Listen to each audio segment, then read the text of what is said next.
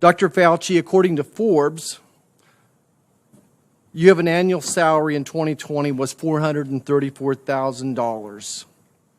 You oversee over $5 billion in federal research grants.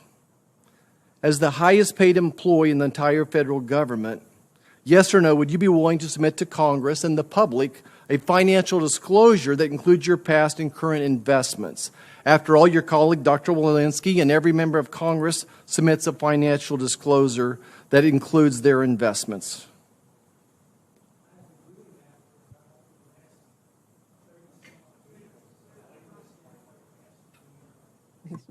I don't understand why you're asking me that question. My financial disclosure is public knowledge and has been so for the last 37 years or so, 35 years that I've been director. The big tech giants are doing an incredible job of keeping it from being public. We'll continue to look for it. Where would we find it? All you have to do is ask for it.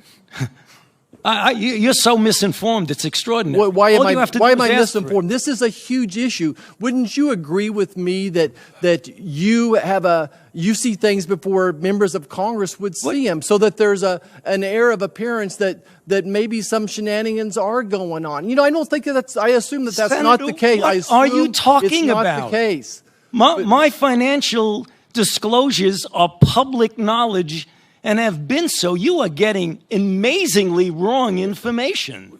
So I cannot find them. Our office cannot find them. Where would they be if they're public knowledge? Where? It is totally accessible to you if you want it. For the public. Is it accessible to the public? To the public. Great. We look forward you to are reviewing totally incorrect. Well, we look forward to reviewing it. Senator Marshall, Dr. Fauci has answered you. It is public information, and he's happy to give it to you if you would ask. Senator Moran. Chairwoman, thank you.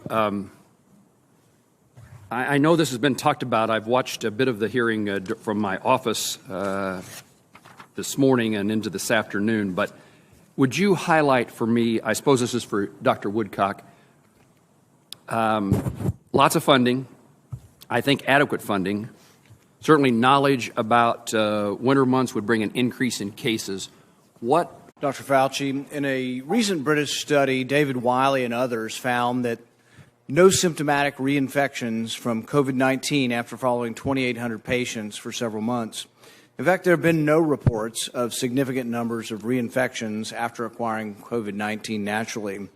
Shane Crotty, a virologist at La Jolla Institute for Immunology, concludes from his experiments that the amount of immune memory gained from natural infection would likely prevent the vast majority of people from getting hospitalized disease, severe disease for many years.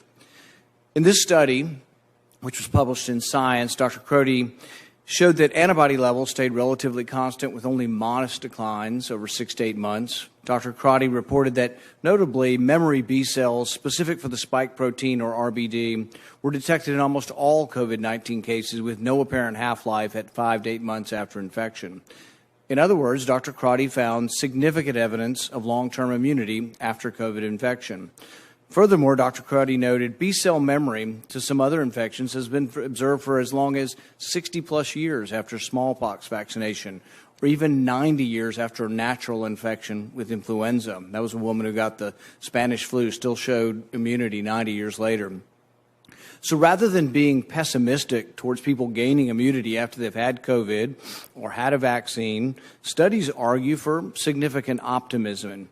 In fact, there have been no scientific studies arguing or proving that infection with COVID does not create immunity. There have been no studies showing significant numbers of reinfections. Of the 30 million Americans who have had COVID, only a handful of reinfections have been discovered. In fact, the New York Times reported last fall more than 38 million people at the time worldwide had been infected with the coronavirus, and as of that date, fewer than 5 of these cases had been confirmed by scientists to be reinfections. Scientists interviewed for the article concluded, in most cases, a second bout with the virus produced milder symptoms or none at all. Given that no scientific studies have shown significant numbers of reinfections of patients previously infected or previously vaccinated, what specific studies do you cite to argue that the public should be wearing masks well into 2022? I'm not sure I understand the connection of what you're saying about masks and reinfection. We're talking about people who have never been infected before. You're telling everybody to wear a mask, whether they've had an infection or a vaccine. What I'm saying is they have immunity, and everybody agrees they have immunity. What studies do you have that people that have had the vaccine or have had the infection are spreading the infection? If we're not spreading the infection, isn't it just theater? No, it's If you not. had the vaccine and you're wearing 2 masks, isn't that theater? No, that's not. Here we go again with the theater. Let's get down to the facts. Okay, the studies that you quote from Crotty and Sete look at in vitro examination of memory immunity, which in their paper they specifically say this does not necessarily pertain to the actual protection. It's in vitro. And what studies can you point to that show significant reinfection? There are no studies that show Just significant let me finish the response to your question, if you please. The other thing is that when you talk about reinfection and you don't keep in the concept of variants, that's an entirely different ballgame. That's a good reason for a mask. In the South African study conducted by J&J, they found that people who were infected with wild type and were exposed to the variant in South Africa, the 351, it was as if they had never been infected before. They had no protection.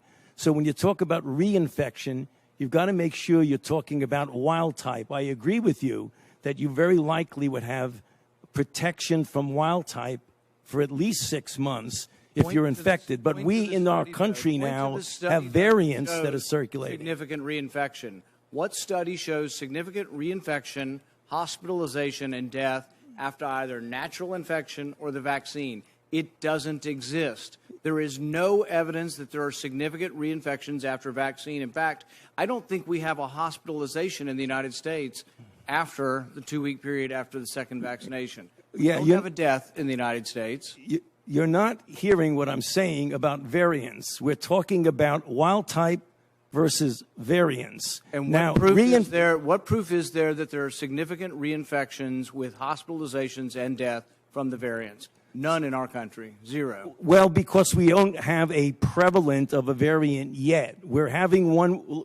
Can I finish? We're having 117 that's becoming more dominant. Your policy based on conjecture. No, it isn't based on conjecture. Variants, so you want people to wear a mask for another couple years. No. You've been vaccinated and you parade around in 2 masks for show. No. You can't get it again. There's virtually 0% chance you're going to get it, and yet you're telling people that have had the vaccine, who have immunity. You're defying everything we know about immunity by telling people to wear a mask who've been vaccinated. No.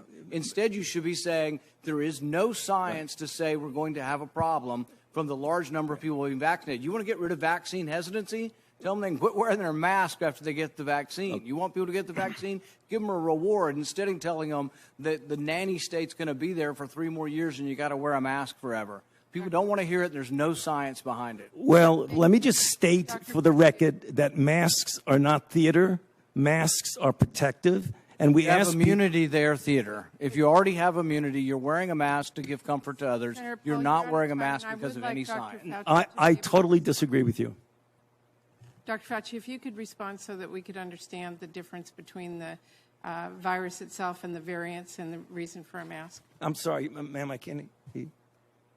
If you could respond to the question so that we could all understand the difference between the vaccine in controlling the wild type versus the variants that are out there and the reason for wearing a mask, I'd appreciate it. Yeah, I mean, yes. First of all, when you have a variant, you have an immunity that you get what's convalescent sera and the same sort of thing. If I vaccinate you or me against the wild type, you get a certain level of antibody that's specific for a particular viral strain.